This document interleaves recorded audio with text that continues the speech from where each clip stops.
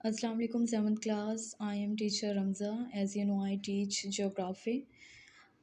7th class हमने chapter 4 start किया था, उसके शॉर्ट क्वेश्चंस और एमसीक्यूज़ हमने कर लिए थे।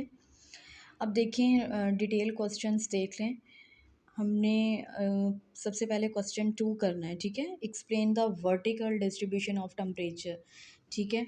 इसका आंसर देख लें।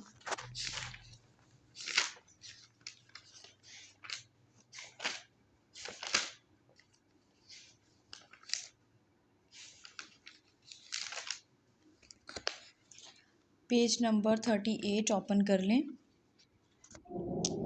वर्टिकल डिस्ट्रीब्यूशन ऑफ टेम्परेचर, ठीक है। Earth heats the lower portion of atmosphere.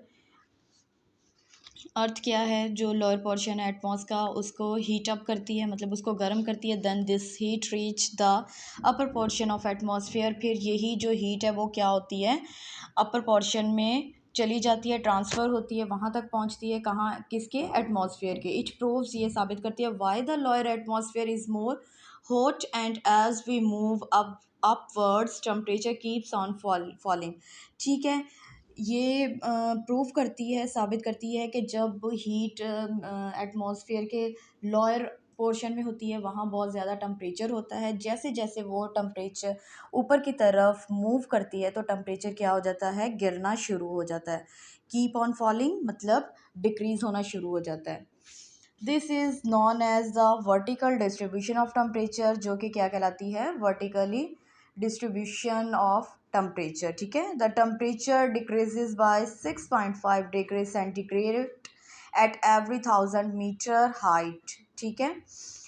जो ये डिक्रीज टेम्परेचर के दर्जा हरारत के डिक्रीज़ होने की शरह क्या है, हमारे पास क्या आ जाती है, 6.5 degree centigrade at every 1000 metre की बुलंदी पे जो टेम्परेचर गिरता है वो क्या है, कितने डिग्री है, 6.5 degree. There are seas, deserts, land and mountain etc on the surface of earth, ठीक है।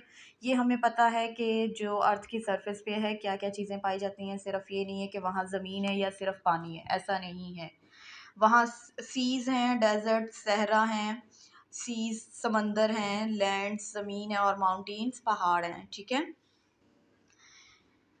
इसके बाद देखिए आगे, ड्यू टू दिस वेरिएशन, ये जो सारी मुख्तलिफ हालतें हैं, the temperature ratio also varies from place to place. इसीलिए टम्परेचर, अर्थ पे टम्परेचर सेम नहीं है, किसी जगह का ज़्यादा है तो किसी जगह का कम है, ठीक है।